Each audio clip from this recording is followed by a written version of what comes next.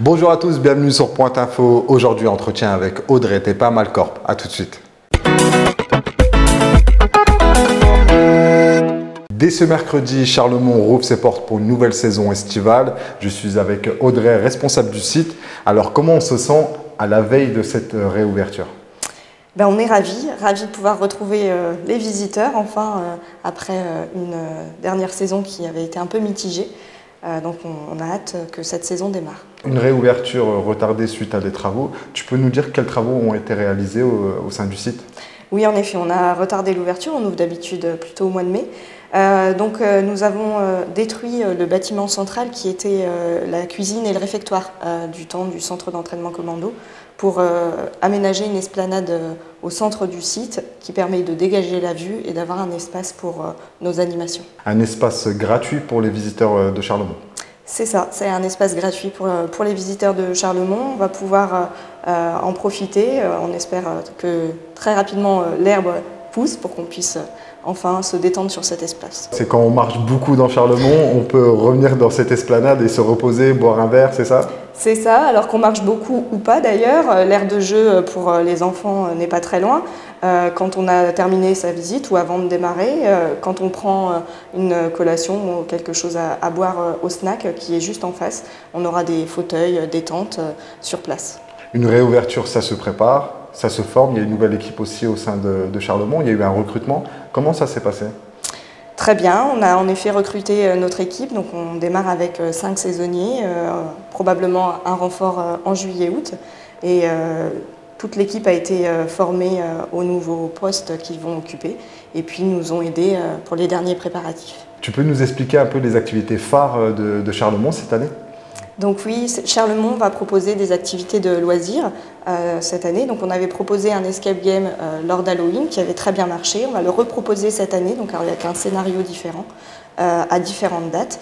Et puis on propose également une nouveauté, le laser game, dans le village de combat, là où les militaires du centre d'entraînement commando s'entraînaient à la guérilla urbaine. Et comment est venue cette idée ? Alors cette idée nous a été aussi apportée par la SPL qui reprend en gestion le site cette année, qui gère par ailleurs Terre Altitude et Rivière. Des nouvelles activités qui peuvent aussi attirer un nouveau public, c'est ça aussi l'objectif de Charlemont ?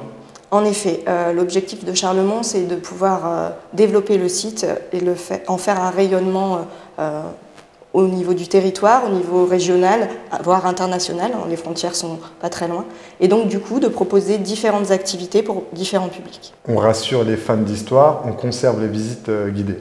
On conserve les visites guidées, on conserve les ateliers pour le jeune public, la pédagogie, et on conserve d'autres activités d'ailleurs autour de la nature, etc. Lorsqu'on vient à Charlemont, on sent une équipe soudée qui veut réellement faire découvrir son territoire à travers son histoire, à travers Charlemont, à travers le site. En effet, travailler à Charlemont, c'est une aventure. On est très soudés, on est très heureux de recevoir une équipe de saisonniers et en effet, c'est comme une petite famille. À Charlemont, on est très polyvalent, on propose beaucoup d'activités, donc du coup, on est amené à faire découvrir au public différentes choses et à se former aussi personnellement sur différentes missions. Toi, ça fait combien de temps que tu travailles ici maintenant ?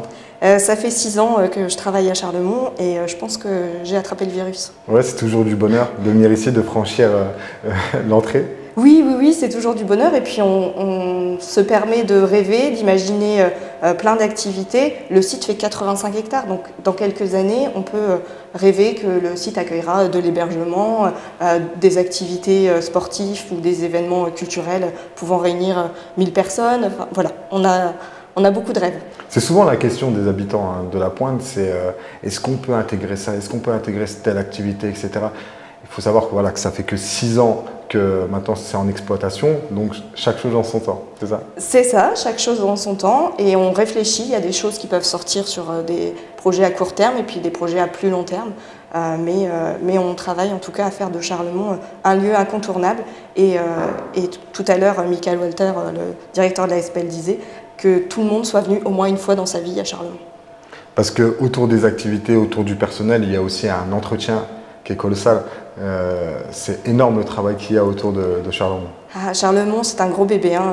12 km de remparts, donc forcément 85 hectares d'espace végétal, boisé, des pâtures, puis des espaces naturels. On a forcément beaucoup d'entretien.